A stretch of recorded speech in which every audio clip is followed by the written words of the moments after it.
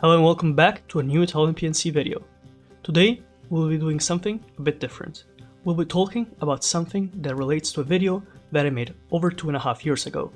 This video was called Who are the ancestors of the Europeans? This is the topic I'm very interested in a historical sense. And now, before you click off the video, because I know a lot of you aren't interested in the history of things, I will tell you this might interest you specifically as a person. Because there's a good chance that anybody that is watching this video comes from either Europe, or most of the times America, North America specifically, South America, or even Oceania. If that is the case, what I will be talking about in this video should interest you, because it is something that relates to your ancestors, even more than anything you've heard about before. You probably know your family's history, your close family's history, from where your people came from. If you're in the New World, probably somewhere in Europe. And even in Europe, you might ask yourself, well, my ancestors were probably like Germanic peoples, if you're like in the northern part of Europe, Slavic people, if they're in the eastern part of Europe, maybe Romans, if you're in the south, or ancient Greeks, who knows. But I have something that relates all these people together and many, many more. These are the proto-Indo-europeans, a people group so ancient that literally more than half of the landmass of today's world is inhabited by one of these groups that descend from them. So, if that has piqued your interest, keep listening, because there's a lot to talk about. So, this video specifically will talk about one thing. Well, I guess it's multiple things, but about one concept. The land of origin of these people. Where the common ancestor of the people of North America, South America, Europe, parts of Asia, parts of Oceania, all come from. And that is the concept of the Urheimat, also called the homeland.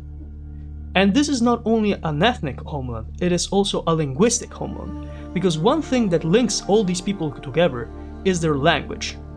There's a lot of the world's languages that have a common origin. And this common origin is because of this single people group that existed so far back in time in one specific area. So now you'll probably be asking yourself, if you're anything like me, what is this area you're referring to? Well, that's the question we will try to answer today, because it is a complex question to ask yourself, and there's many answers and hypotheses that people throughout history have given. So before we start with all the hypotheses, which will be the core of the video, let's answer ourselves to what actually Urheimat means. So, Urheimat is a foreign word. It of course comes from German. It is a mix of the German Ur, which means original, and Heimat, which means home. In the context of the Indo-Europeans, the Urheimat is the homeland or birthing place of a proto-language. A proto-language is the language that is the origin of other languages that exist in the future from that language. So it is the area where the proto-language was spoken before it diversified, and divided into the many evolved languages spoken even today. And this is the concept of the Urheimat, which, yes, it is also, as we will see, something genetic, more ethnic, but it is at its core something that has to do with linguistic and the origins of languages, because languages are, in some sort of sense, the soul of the people that live through them. Anything you do is probably something that you can trace back to what you speak like. And in the case of the Urheimat, that also has to do with what your surroundings are. If you live in a forest, you'll probably have a lot of words that refer to things you see in a forest. If you live in a desert, probably not a lot of words when it comes to trees or species of animals, you know? If you live near the coast, the same will do with sea life and jagged coastlines and all that kind of sort of stuff. But if you live very far from the sea, it's harder for you to actually come up with words that have to do with something you've never seen. So that's kind of the basis on how you can actually figure out where people live or where people lived without knowing, by looking at the language they were speaking. Also, one thing, proto-Indo-europeans. You've heard that word, but you might not know what that means. So that proto part, that P-R-O-T-O, is a word that comes from Greek, ancient Greek, and means first. It comes from the word protos, which is just that plus an S. And in this context, it means the last common ancestor of a group of languages, and it is found about through the comparative method. So what is the comparative method? Well, the comparative method is the strategy linguists use to recognize a modern language's roots. And if you use multiple languages together and you compare them one to another and they all have words that are similar or that have a common root, then you can figure out if they are related, or if the words that are similar together are just a coincidence or, more often, something imported from another language. Let's do a simple example. There are words in languages outside of English which have taken words from English because an invention made in an English-speaking country has not been translated. For example, computer. Computer in most of the world is still called computer. There are exceptions, of course, but most of the times it's still called computer. If you look at that, you can figure out that it's not a word that was made by that language, it's just taken from another language. In the case of the comparative method, when it comes to an extinct language like proto-Indo-European, well, you basically have to do that with a lot of languages. People in the past started figuring out that there were a lot of languages that were linked together. An example was made by the 17th century when more European travelers were going to India, were going to Persia and the places in Southern Asia, and they were finding out that their ancient languages like Sanskrit, or in their case Persian when it comes to Persia, had similarities to the languages spoken in Europe. And then they found out that those similarities also were related to other languages that were in the eastern part of Europe, like the Slavic languages. And then those similarities were compared to the ones in Southern Europe, Northern Europe, and other parts of the world, and through a series of comparative methods, you can actually find out that they're all related together. So that poses the question, how are they related together? Well, now we know the answer, but in those times it was just kind of like, how is this happening? Like, how is this possible for people so far apart, Europe, South Asia, North America, Australia, to all have languages that are kind of related? So people started making theories about what that could mean. Of course, there were the biblical theories, you know, the kind of like everybody spoke the same language when humanity was created, so it's natural for the languages to be similar together. But then it would not really explain how there are so many languages that seem completely unrelated to any other language. Like, for example, in Europe there's this language, Basque, in southern France and north Spain. In that area, that language is spoken, but it's not related to any other language anywhere near it. It's like literally just a single language that has no correlation with any other language, and that kind of like completely destroys the theory that it has to do with like ancient humans, like ancient pre-diversifying of humanity, because then you wouldn't really explain how that is completely singled out in a continent where most languages are related to each other. So let's see where these languages and these people originated from. There's many hypotheses on where the original language came from. But we can make, as we said before, a connection between the early proto-Indo-Europeans and the language they spoke to figure out their surroundings and what their society was like. So let's see some of the words that these Indo-Europeans, proto-Indo-Europeans, were using. They had words for house, it was dom. They had words for wheel, hueculos. They had words for yoke, Yugom. They had words for cow, guos. They had words for ox, uxne.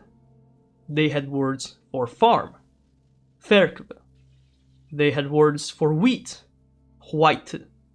They had words for milk, melg. They even had words for horse, equos. Woman, gwen. Meat, mednu. So all these things we know through the comparative method, they had access to and they knew. So what does that teach us?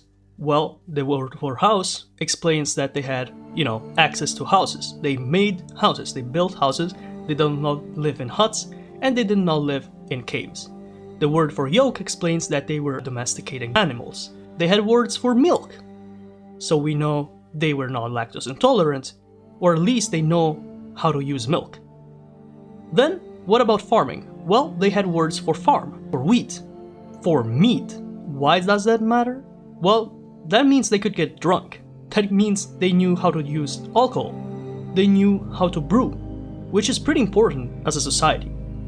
They also had words for wheel or woman, which also explained that their societies were technologically advanced for the time, and they had names for types of people, genders, and so on and so forth. So all these words kind of explain how they lived, and something interesting is that they also explain how they lived in their society when it comes to the relation between people, genders, animals, and so on and so forth. For example, they had words for husband's mother, husband's father, and husband's brother, but they didn't have words for wife's mother, wife's father, and wife's brother. Which means that most probably their society was very patriarchal and was ruled by men. And this can be corroborated by the fact that most societies that are thought to descend from proto-Indo-Europeans are, in the most case, historically patriarchal, historically led by men, although that of course has changed with time. All of this to say that through this comparative method, we can actually figure out exactly where they were located, and using archaeological evidence and genetic studies, we can at least try to understand where their homeland was. Now, let's get to the actual hypothesis on the origins of the Indo-Europeans. Let's see the many hypotheses on the Urheimat. First, let's start with the most, I would say, accepted hypothesis. There will be a lot of them in this video, so if the start is maybe the one that most people agree upon, don't worry, we will get to the more interesting ones later. The first one is the steppe hypothesis, also called the Pontic-Caspian steppe hypothesis. Why? Because this hypothesis states that the proto-Indo-Europeans originated from an area that is on the northern shores of the Pontic and Caspian seas, Pontic of course referring to the Black Sea. So between basically the border between Europe and Asia. This theory states that through a succession of migrations from 4000 BC to 2000 BC, these groups would extend from this Pontic-Caspian steppe and reach many parts of the modern world. This theory was supported by Maria Gimbutas. She was a Lithuanian anthropologist and archaeologist. This theory, specifically the Kurgan hypothesis, was supported by Maria Gimbutas. What are the kurgans? Well, kurgans are burial mounds that were constructed over graves filled with one human and its goods. These were classic of the Pontic-Caspian steppe, and they spread from this area to Europe and parts of Asia by the 3rd millennium BC. According to Maria, the nomads from eastern Ukraine and southern Russia were the ancestors of the Indo-Europeans, and they went on horseback expansion through military invasion against the people, the native people of both Europe and Asia. The people they fought, which Maria calls the people of the old Europe culture, were Neolithic farmers. Maria thinks that gender is a key to understanding the conflict between the proto-Indo-Europeans and the original inhabitants of Europe and Asia. According to her, the proto-Indo-Europeans were paternalistic, patriarchal, and men-dominated, while the people from the old Europe culture lived in longhouses, were mostly led by women, if not at least were equal in signs of gender, and were usually in matriarchal societies. This part of the theory of the Pontic steppe hypothesis is not agreed upon by many people. In fact, this is less supported by the American archaeologist J.P. Mallory, which thinks that it was less about gender and it wasn't as violent as Maria thinks. In fact, Mallory believes that this expansion was mostly peaceful, more like a migration than an actual invasion. Another proponent of the Pontic-Caspian steppe theory is David Anthony, which is another American anthropologist. He is fixated on a specific part of the history of the proto-Indo-Europeans, the Yamnaya culture. The Yamnaya culture was a culture that existed in the areas of modern-day Ukraine and Russia for over 700 years, from 3300 BC all the way to 2600 BC. It was ruled by a series of chiefdoms, and also the genetical ancestry found in most modern Europeans, as well as Americans, Australians, and also in big parts of Asia, is related to the one of the Yamnaya people. He thinks that the Yamnaya culture, when they migrated in modern-day Romania and Bulgaria, was succeeded by the Cucuteni-Tripilian culture, which is regarded by another anthropologist of Finnish origin, Asko Parpola, as the culture which invented the wheeled vehicle, and a culture which lasted almost 2000 years until the end of the 4th millennium BCE.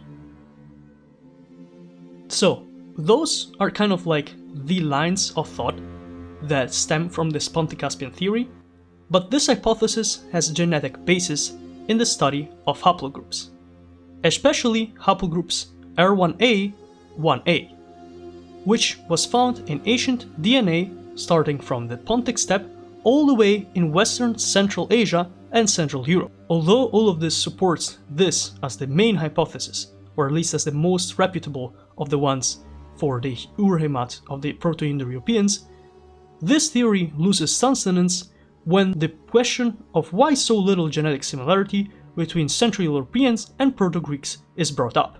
In fact, although the Proto-Greeks, which originally were called Mycenaean Greeks, but even before were just people in the Balkan Peninsula, spoke an Indo-European language, their genetic makeup is almost known when it comes to the descent of the Yamnaya people, or in general Pontic steppe ancestry. These less believable parts in the steppe nomad theory gave rise to other hypotheses, the first of which is the Anatolian Hypothesis. In 1987, an opponent of the steppe hypothesis called Colin Renfrew spread a new theory on the birthplace of the Europeans and many similar peoples. His idea was that the creation and spread of farming was linked to the spread of Indo-European peoples, and that the origin of the proto-Indo-Europeans was not in Europe but instead in Asia, in the Anatolian Peninsula, also called modern-day Turkey. Farming, which was invented during the 7th millennium BCE, spread during a long time period, all the way through the rest of Europe and Asia. But for a certain amount of time, it was only in the Levant and nearby areas, so in this part of Western Asia.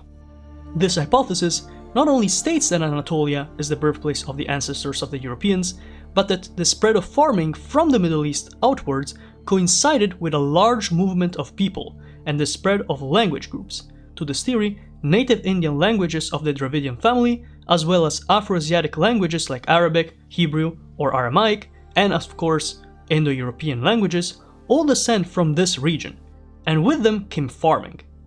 In Renfrew's words, the pre-proto-Indo-Europeans spread from Anatolia westwards and northwards into Europe, creating the first proto-Indo-European cultures in the Balkans and the Danube River Valley by the half of the 7th millennia before Christ. So, according to the Anatolian hypothesis, the origins of the proto-Europeans is way older than the one of the Pontic-Caspian steppe. In fact, according to this hypothesis, the old Europe culture, aka the European cultures before the spread of the proto-Indo-Europeans, were mistaken by Maria Gimbutas as something separate from the proto-Indo-Europeans, while instead they were just an archaic form of this new coming culture, which brought with them farming and their languages. The DNA studies previously mentioned during the Pontic steppe hypothesis go against Renfrew's theory, to the point where sources say he himself has changed his mind and now follows the Pontic steppe hypothesis as well. The next theory we will look at is the Caucasian or Iranian hypothesis. The DNA research conducted in the recent years has brought to light again a theory originally proposed when the idea of world races was introduced, that the once colloquially referred to as white people originated from the Caucasus Mountains, on the border between Europe and Asia. The research showed that the ancient inhabitants of the European steppe shared large parts of their genetic heritage with Caucasus hunter-gatherers. This theory supports the Indo-Hittite theory as well, which says that the ancestor language of Anatolian and Indo-European languages split into these two branches over 5,000 years ago. This is technically the theory that the American government nowadays still supports, as they categorize white people as Caucasians. The DNA research conducted on the remains of the Anatolian people of the time shows a lot of Caucasus hunter-gatherer ancestry, but no Eastern hunter-gatherer ancestry, which is usually related to the steppe nomads living in the Pontic Caspian steppe. There's even those, like Lazaris and other researchers, Lazaris being one of these anthropologists, that believe in a southern arc hypothesis, that argues northern Mesopotamia, western Iran, and the southern Caucasus as the origin of the proto-Indo-Europeans, due to these genetic connections.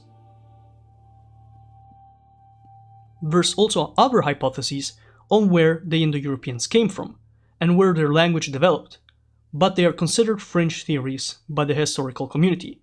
Yet, on this channel, that's what we do, explore and explain the mysterious and uncertain, so it would be a disservice not to give a fair chance to the other theories. These are the Indo-European origin fringe theories. There's three main theories considered outlandish by most researchers, and they all have to do with a fundamental change in what is expected when it comes to the region or genetic history of their ancestors.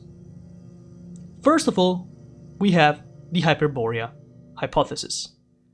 Popularized by Russian nationalists during the early Soviet Union, but agreed upon by many politically extremist ethnologue movements in the early 20th century, this theory states that the homeland of the ancestors of the Indo-Europeans was Hyperborea, the so-called land beyond the northern winds.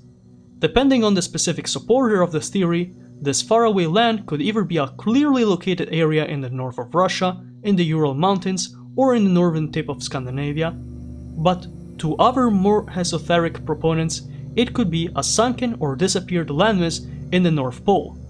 To even more extreme esoteric proponents of the theory, this landmass, this original homeland of the Indo-Europeans, could only be accessed by someone with an Aryan soul, which is a whole other deal that, relates to that specific group of people and that specific part of history. If the landmass was in the North Pole, as shown in medieval maps, this would explain, to the proponents of this theory, the light pigmentation of the skin of Europeans and their immediate neighbors as a way to camouflage in the snow of the Arctic.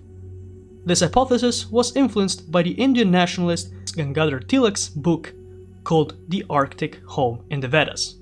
This links up to the next hypothesis, the Out of India hypothesis.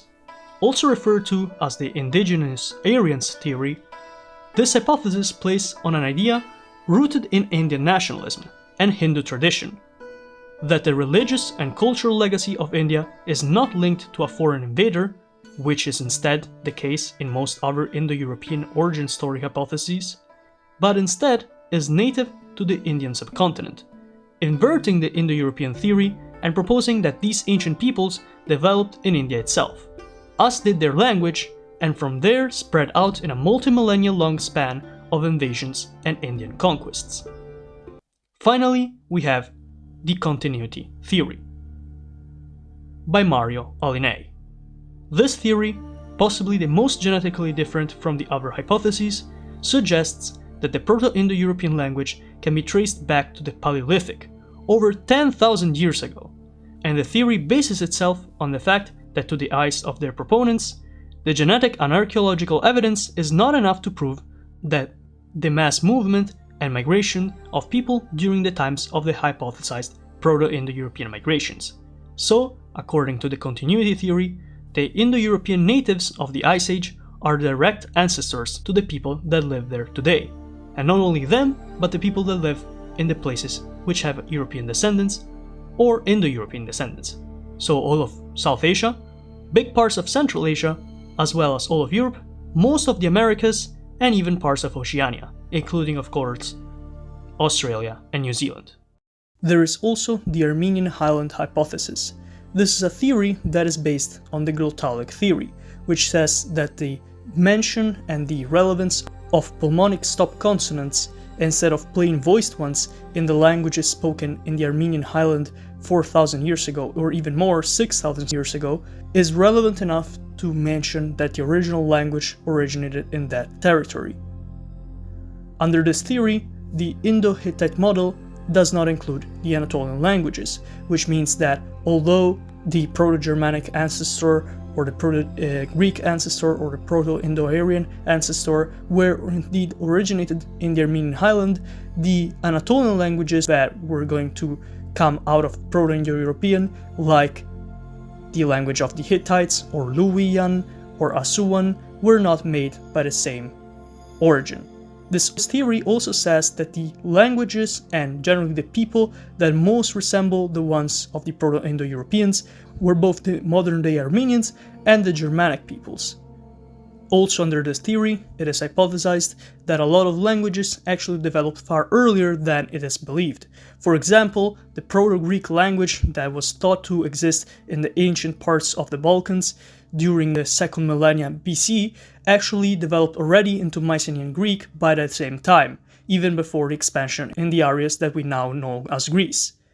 This hypothesis is not really respected by many in the community, and a lot think that it is a source of Armenian nationalism. There's some that don't even consider Armenian an Indo-European language, so it's all up to debate.